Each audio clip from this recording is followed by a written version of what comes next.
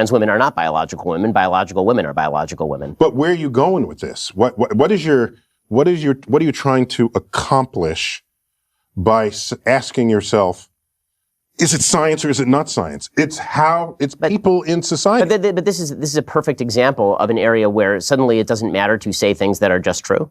Like, why is it bad or wrong to point out? I have another way to approach this. I care what is objectively true in the world as a scientist. But let me not say even as a scientist. I just simply care what is objectively true. In today's video, Neil deGrasse Tyson educates MAGA pundit Ben Shapiro with facts on the Ben Shapiro Show. You've got Neil deGrasse Tyson coming in with a science-first mindset, pointing out that biology and human identity aren't always as simple as people make them out to be, while Ben Shapiro pushes for more rigid definitions, and that's where the real clash happens. But before we dive into today's video, make sure to subscribe if you want to see more videos like this one. It seems like the left is militating against the advent of science. One of those areas is the area of transgenderism. The argument that is typically made by gender theorists is that gender is entirely separate from sex.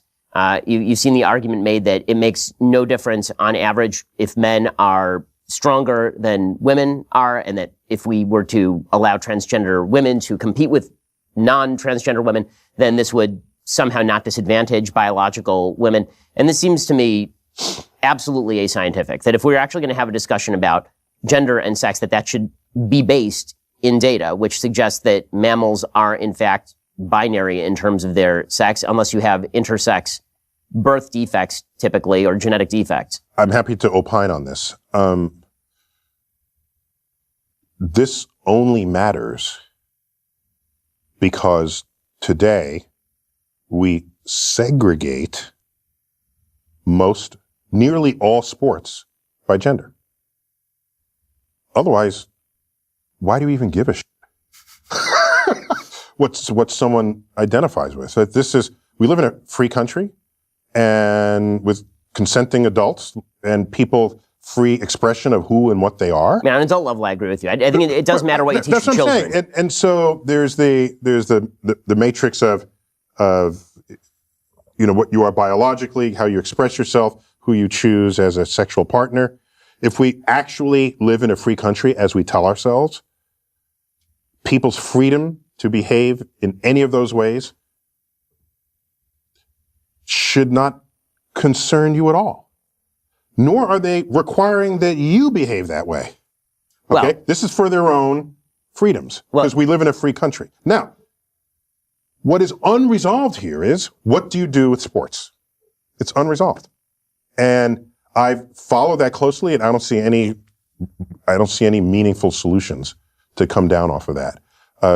We know that hormones manifest differently in different people, and just the whole thing with steroids. Steroids are hormones, right?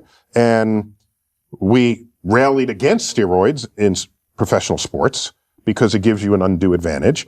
So, I've tried to think of what the future of sports would be in the world of a gender spectrum. And it may be, you don't specify whether it's a male or female sport. You just take measurements of what your hormonal balances are. And so you compete based on your hormones. I mean, this is thought I had. I mean, I don't know. I don't know where it's going to land. The WNBA won't be in business for very long if that's the case. It would just be, you'd have to find some way to compete people against each other if you still care that sports is an interesting activity. Now, for starters, biology isn't as clean-cut as people like to say. Yes, most humans fall into male or female categories, but there are well-documented variations. Intersex conditions, differences in hormone sensitivity, chromosomal variations like XY that show nature isn't strictly binary in every case. That's not politics, that's basic human biology. Even in medicine, doctors don't rely on just one factor like chromosomes or anatomy. They look at a combination of traits because the body is more complex than a simple label. Then when you move into performance and sports, it gets even more nuanced. Strength differences differences on average are real, but performance isn't determined by sex alone. It's influenced by training, nutrition, access, and yes, hormone levels. That's why organizations like the International Olympic Committee have shifted toward hormone-based guidelines instead of just identity or birth sex, not because they're ignoring science, but because they're trying to apply more of it. And here's something people don't talk about enough. Even among biological males, testosterone levels vary wildly. Some men naturally have levels that are significantly higher than others, and that can impact performance just like training or genetics. Yet we don't separate sports leagues based on that. So clearly sports have always involved drawing somewhat arbitrary lines to keep competition fair, not perfectly scientific ones. That's really where Neil's perspective stands out. It's not about denying differences, it's about recognizing that the science is still evolving, and that the systems we built decades ago don't perfectly map onto everything we understand today. I guess the area where it does come up in a non-sports area. Yeah, tell me, I don't know. So it would be, you talk in your book about the education of children and teaching children about science. And right now, children are being taught about the quote-unquote gender spectrum, which is not scientifically based. That is a theory-based idea. No, wait, hold on. People express themselves on a spectrum. So you learn that. That's a social point, not a scientific point. Meaning we express ourselves hold on. based in different languages. Is that something you teach in science class, or is that something that you teach when you're teaching language? So whether the fact that people want to express themselves on a spectrum, on a gender spectrum, whether that fact is something you want to put in a sociology class or in a science class, maybe that remains to be determined. But it is a real fact about real society. Well, of course, nobody's denying that people identify how they want to identify. So the question is, what is the relationship of that to biology? Meaning that the argument is made that trans women are women, for example. And what that seems to mean is that trans women are identical to women. Now, if people want to say trans women are not biological women, obviously that is the case. But people don't seem to want to say that. Although that is obviously scientifically true. Trans women are not biological women. Biological women are biological women. But where are you going with this? What are you trying to accomplish by asking yourself, is it science or is it not science? It's people in society. But this is a perfect example of an area where suddenly it doesn't matter to say things that are just true. Like why is it bad or wrong to point out? I have another way to approach this. I care what is objectively true in the world as a scientist. But let me not say even as a scientist. I just simply care what is objectively true. And science happens to be a pretty potent path to invoke, to find out what is true.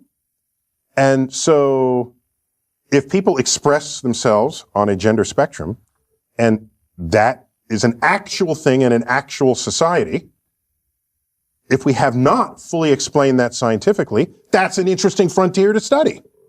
If you want to say it's only sociological, then it's the purview of the social sciences. I don't care who studies it. It's an interesting fact about society that's worth learning about. To fight someone and say, it's not biological, it's just it's real and it's there. Well, because it's real because it manifests. But it is real because it manifests. But one thing that gets overlooked is that science doesn't only deal with things that are already fully explained. It also studies things because they're not fully understood yet. Take psychology and neuroscience, for example. Fields like neuroscience and behavioral science regularly explore identity, perception, and how people experience themselves. That's not unscientific. That's literally where new discoveries come from. Even the idea of identity being shaped by both biology and environment is well established. Research into brain structure and hormone exposure has shown correlations between gender identity and neurological patterns. It's not a finished answer yet, but that's exactly the point. It's an active area of study, not something science has rejected. And this idea that if something isn't purely biological, it doesn't belong in science, that's just not how modern science works.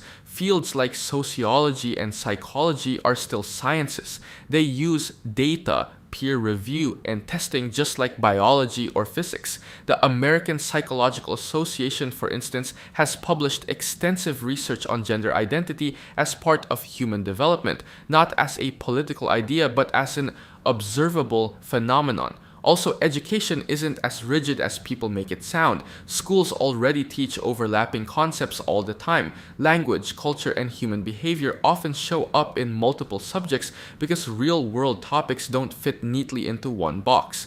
Teaching that people experience identity differently isn't replacing biology. It's adding context to how humans actually function in society. That's where Neil's approach really lands. It's not about forcing a conclusion, it's about recognizing that if something clearly exists in the real world, then it's worth studying, questioning, and understanding. The question of how to classify manifestation is a scientific question, meaning that, for example, there was a woman over at Brown University. She came out with a study that suggested that there was a phenomenon called rapid onset gender dysphoria, in which a member of a particular group would suffer from gender dysphoria, and this person's immediate peer group would suddenly have an onset of gender dysphoria. This paper was so controversial that Brown tried to pull it, and then was forced to reassign it later. You see this sort of treatment. That's a different question. What you're asking now is, are there some topics that should not be studied scientifically? Right. And is there some taboo? And Sam Harris speaks a lot about this. Yes. And I think the concern is, if you study some topic that's a hot button topic and you bring scientific methods and tools to it, we don't trust. I'm interpreting here. I think we as a society don't trust that people in charge in a free country won't try to legislate something that will constrict people's freedoms in the face of that information. I think that's the fear. Well, isn't that... It's a fear. I mean, and isn't that... We don't trust our own ability to govern ourselves in the face of what could be some information relative to other kinds of information. Isn't that a bit of a problem? Yes. Yeah. Yeah, it means it's not a free society. It's not a society of free inquiry, which I think you need ultimately. But, yeah. My general take on all of this stuff, from climate change to gender dysphoria to all of these issues, is bring out the science and then let's hash it out. I think that the problem I'm seeing on a lot of sides is... What is your motivation? Why? Why does that matter? It matters because if you have political power, you could end up creating legislation that subtracts freedoms from people who previously were enjoying the same freedoms as you. One thing that really matters here is how science actually works in controversial areas. Studies like the one on rapid onset gender dysphoria didn't just spark debate because of the topic. They were criticized for methodology issues like sample bias and reliance on limited sources. That's not censorship. That's the normal process of peer review. In fact, journals revisiting or correcting studies is part of how science protects itself from weak conclusions. And this isn't unique to gender topics. Think about climate change research. Early studies were challenged, refined, and sometimes overturned before a broader consensus formed. That's how science moves forward. Constant testing, not instant certainty. There's also a deeper point about taboo topics. Historically, when research gets discouraged or politicized, it doesn't lead to better outcomes. It usually delays understanding. You saw that with early HIV/AIDS research in the 1980s, where stigma slowed down funding and public awareness. So the idea that certain topics shouldn't be studied at all, that actually goes against how scientific progress has worked. At the same time, the fear about science being used to justify harmful policies isn't baseless either. There are real examples like eugenics in the early 20th century, where flawed or misused science led to terrible laws. laws. That's why modern science is paired with ethics boards, institutional review processes, and oversight to prevent that kind of abuse. That's where Neil's perspective really stands out. It's not about blindly trusting every study, it's about keeping the door open for inquiry while being rigorous about how conclusions are reached.